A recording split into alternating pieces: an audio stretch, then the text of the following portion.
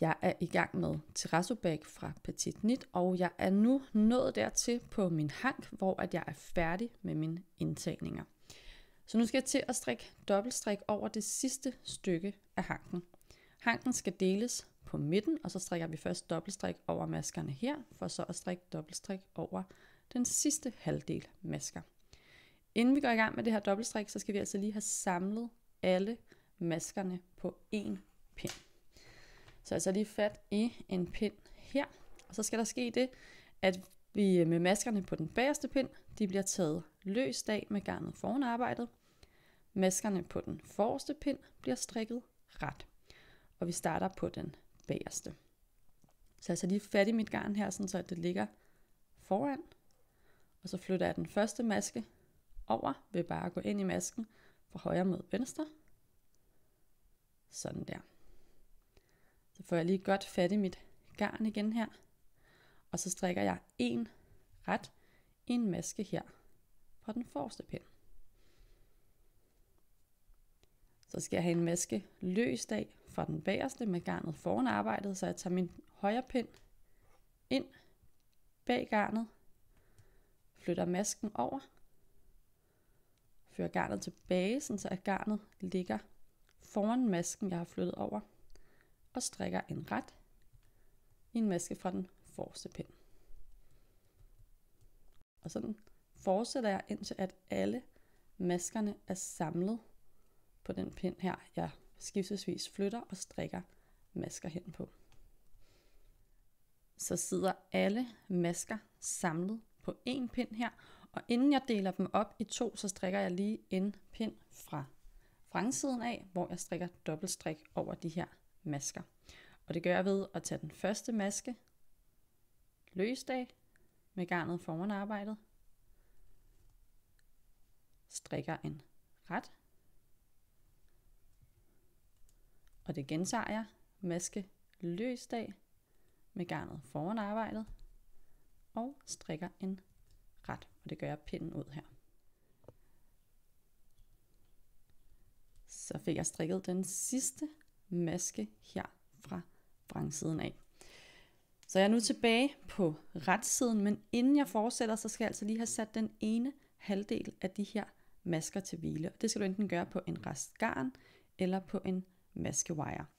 Vi starter med at strikke over denne her halvdel masker, så de masker vi skal sætte til hvile, det er altså denne her halvdel.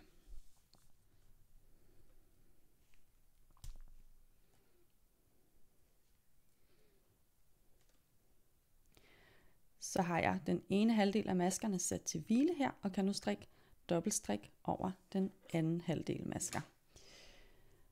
Så de her masker, dem fortsætter vi med at strikke en løst af med garnet foran arbejdet, og en ret. Og det gør vi i 10 cm. Jeg kommer til at tælle, hvor mange pinde jeg strikker dobbeltstrik over, sådan så at jeg kan strikke det samme antal på den anden halvdel masker bagefter. Nu er jeg færdig med at strikke den ene af de her dobbeltstrikkede stropper, jeg skal lave. Så det jeg gør nu, det er, at jeg bryder mit garn, og så sætter jeg de her masker til hvile. Sætter de her masker retur på pind, og sætter garn til her fra retsiden af, og strikker en dobbeltstrikket strop mere. Nu er jeg færdig med begge af de her 2 stropper, som nu kun mangler at blive syet sammen. Sådan her med maskesting. Og det der er lidt bøvlet ved det er, at vi skal have fordelt de her masker sådan så, at de sidder på 2 pinde. Lige nu sidder de jo sådan så, at hver anden er en vrangmaske her, og hver anden er en retmaske, hvis vi kigger på det. Og vi skal have fordelt det sådan så, retmaskerne sidder på en pind, og vrangmaskerne sidder på en anden pind. Så hvis vi starter med denne her strop, som er den, vi sidst har strikket, hvor der sidder pind i, så tager jeg lige fat i en anden rundpind her, og bruger begge pindspidser på den til at fordele maskerne hen på. Jeg vil gerne have, når jeg er færdig, at mine pindspidser sidder sådan her, sådan så at jeg kan sy herfra, hvor mit garn sidder. Så for at kunne det, så kører jeg lige de her masker ned i den anden ende af min pind her. Sådan her. Så vender jeg lige rundt en gang. Så jeg har altså min garnende herover nu. Og så skal jeg fordele dem sådan, så at jeg sætter vrangmaskerne på den ene af de her pinde, og retmaskerne på den anden. Så jeg starter med at tage en vrang og flytte over på denne her pind. Så flytter jeg en ret over på denne her pind. Og det er altså lidt noget bøvl at sidde med. Man skal lige passe på, at de ikke glider af. En vrang på den bagerste af de her pinde. Og en ret på den forreste. Og sådan får jeg altså flyttet alle maskerne her, en for en.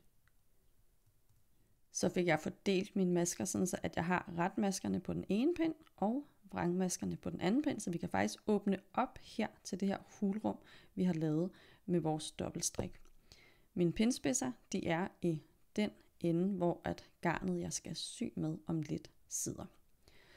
Så har vi en strop mere, og problemet med den lige nu, det er, at den sidder på en wire, eller måske på en rest garn, og vi skal altså lige have de her masker hen på en pind, inden vi kan flytte dem hen på den sidste rundpind, jeg arbejder med. Jeg har fundet en strømpepind frem. Det kan være hvad som helst, det kan også være en anden rundpind, og det behøver ikke at være den samme størrelse. Vi skal bare lige have dem hen på en pind, for at kunne fordele dem.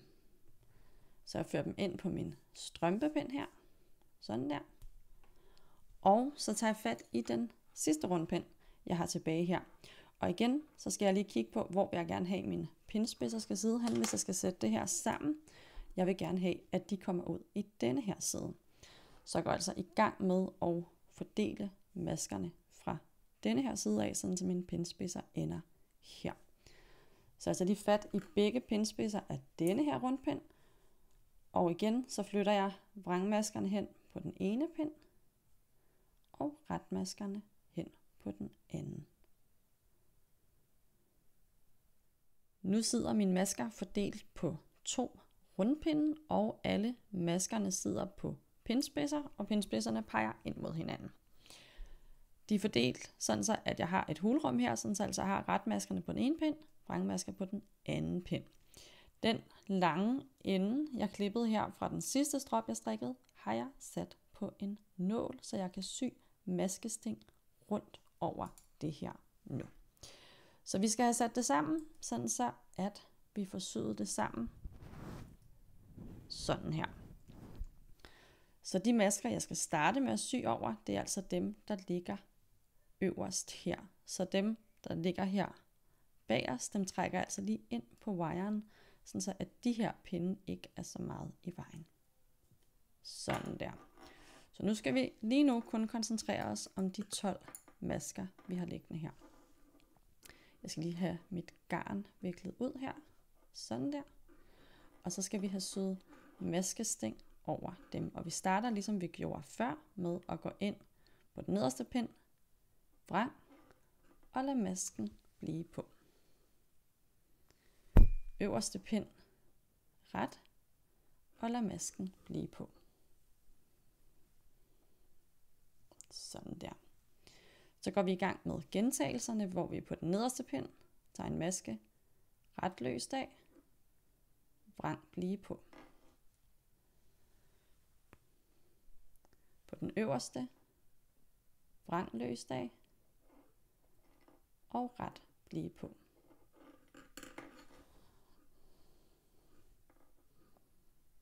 Og sådan fortsætter jeg. Nederste, ret af, vrang blive på.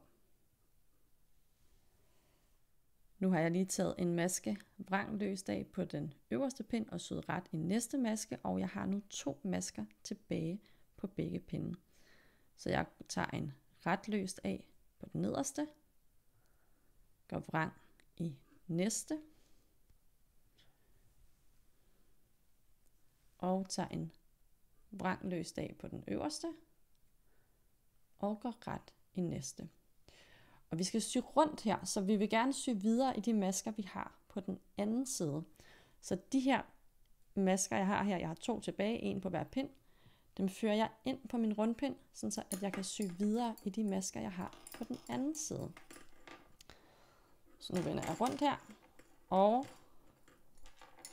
skal have maskerne ind på pindespidserne her. Og det er lidt stramt det her hos mig, fordi jeg strikker i hør. Så må jeg se, om jeg kan flytte dem. Sådan der. Så nu skulle jeg gerne have 7 masker på hver pind her, fordi vi lige flyttede den der fra den anden side af.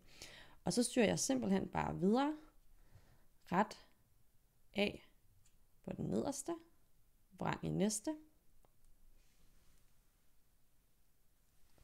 og vrang af på den øverste, og ret i næste. Så blev jeg færdig med at sy min strop sammen her. Jeg har 2 løse ender, der skal hæftes, inden at jeg kan gå i gang med den næste hank, jeg skal lave.